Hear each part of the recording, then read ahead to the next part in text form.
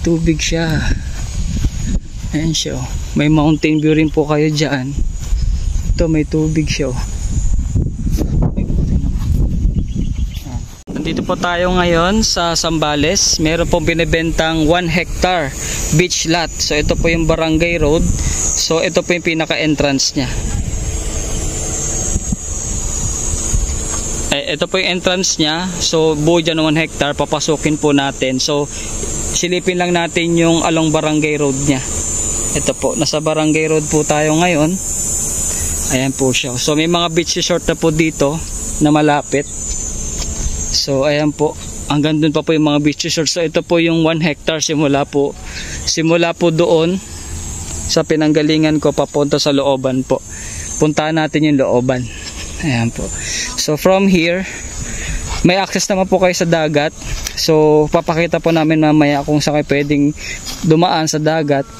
So ito po yung beach resort nya, 1 hectare po, mapuno. Pwede po rin po kayo maglagay dito ng vacation home.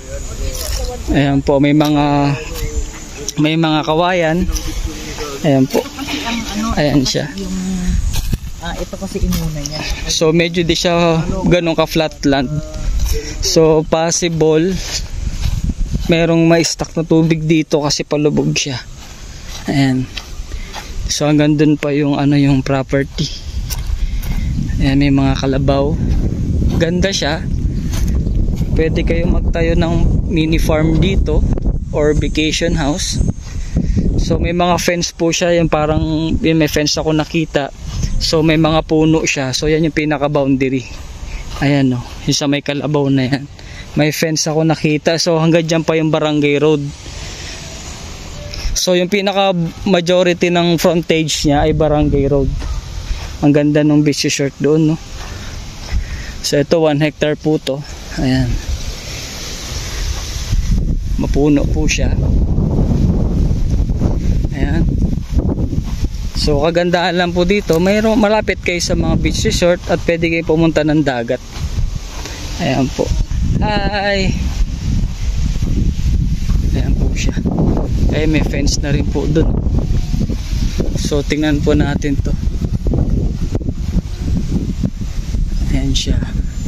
Ang mukhang gandun pa po yung property. So ang nakikita ko po dito, may tubig kasi palalim siya. Tingnan natin, parang may tubig siya. Ayun nga, meron nga, oh. Ayan, parang fund. May tubig siya. Ayan siya, oh. May mountain view rin po kayo dyan. Ito, may tubig siya, oh. Ayan, nalaglag yung sombrero ko po. Routing ko lang. Ayan. Ayan, ang ganda. Oh. May fun siya. So yun lamang po. After po nito papakita ko yung drone shot. Ayan po. Kita nyo naman po yung mga beach resort sa harapan lang.